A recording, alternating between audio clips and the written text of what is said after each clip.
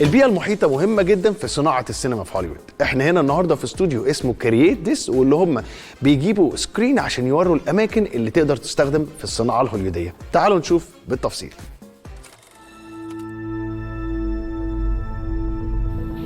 وقبل ما نعرف احنا فين، السينما دايما بتبقى تحاول تتحكم في المكان والزمان، بس في المكان مهم جدا لأن البيئة المحيطة بتأثر في المكان سواء كان تنقلات أو حاجات تانية. هنا المكان أو صناع التكنولوجيا اللي موجودين في هوليوود دايما بيتسابقوا مع صناع الافلام ان هم يقدروا يحققوا لهم الرؤيه اللي موجودين فيها، بينقلوهم من مكان لمكان، وخصوصا اما بيكون المكان موجود في الخيال. فهم هنا بيقدروا يبنوا لك حاجه من الخيال مش موجوده، مش بس اماكن معروفه، اماكن كمان مش معروفه، زي هنا زي ما انتم شايفين زي كده.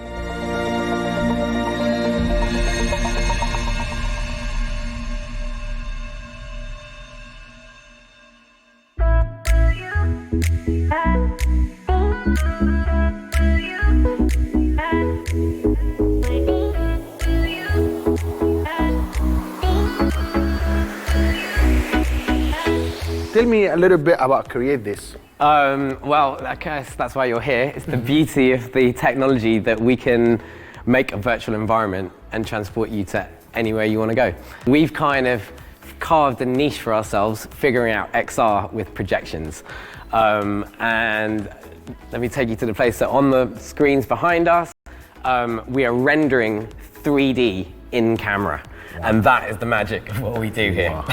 In-house, we have our whole package draws back to a camera tracking system. And on our camera here, we have a red Komodo with an Angenieux 17 to 80, so we can do a full wide into a full close-up. And we have a dynamic lighting grid all around. So in theory, we can pump whatever's video is going on the back wall, gets put into the lighting, and then you augment it with the extra lights that you need, and hence faking our reality to be where we want to be.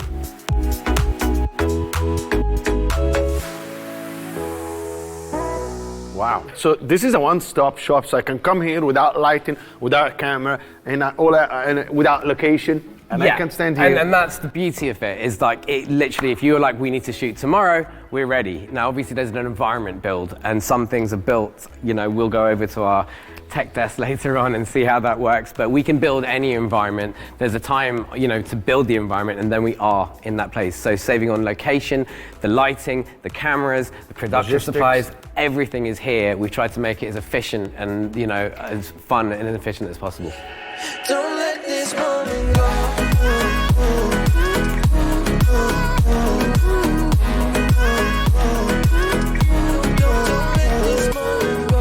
All right, so in virtual production, it's all about the team. So we have great people in every place. We had a great DP, we got our tech team, our creative director. I'm the operations, I kind of am the glue that holds it all together. So in virtual production, it's so much different than green screen, because in green screen, it's all about post. You shoot something on the day, you kind of make it look somewhat good, and then in post, you have to do all the effects and everything. But in this, we're doing it all on the day. So it's fun. You get to put your cameras in, your lights, everything. You got to make it sure it looks amazing. But then at the end of the day, you're done. That's what your cut is. You go straight to edit and color, and you're done. Wow.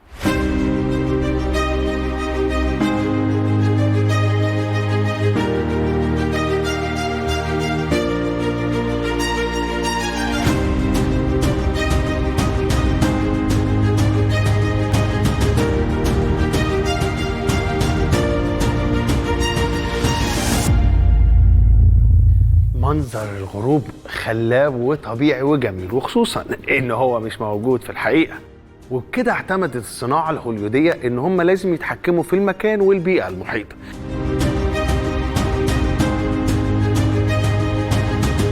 And then, of course, we can do the impossible here as well. So when you're in natural environments, you can be in, like, you know, time lapse, you can stay on a golden hour, you can keep your lighting exactly where you want. So if you're in an outdoor location, these things are really difficult because you've got a window where you can film, whereas now we're just not confined to anything. You're like, I want to be here, we want to do that, we want to speed to there, we can do that.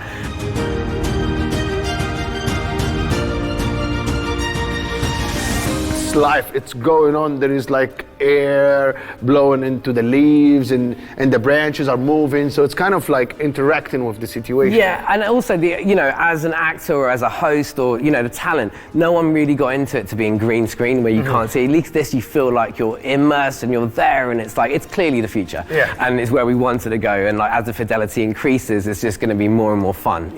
So your client have different requirements. Always. Often, because we're kind of boutique, our sort of raison d'etre is to make cool shit, as I say. So I often make stuff. We get the guys, late night jams, we make all our environments, and then people come in, especially in the music videos, are like, hey, and I show them things, and they're like, hey, we want that, and I'm like, great.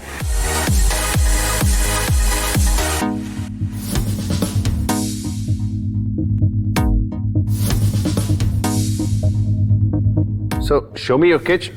Go see our technical artists. Let's go.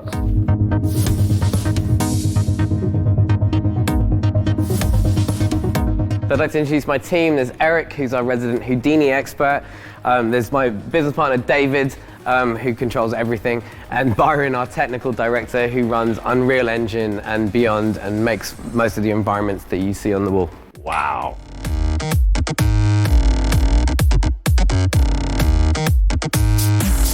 If you want to fracture an object apart and make it explode, I will take the 3D object into Houdini and I will fracture it into a number of pieces. From there, I will then pipe those pieces into what's known as a dynamics operator network, where then I can apply the various physics and forces that I need to apply to the objects to achieve the effect that we're looking for.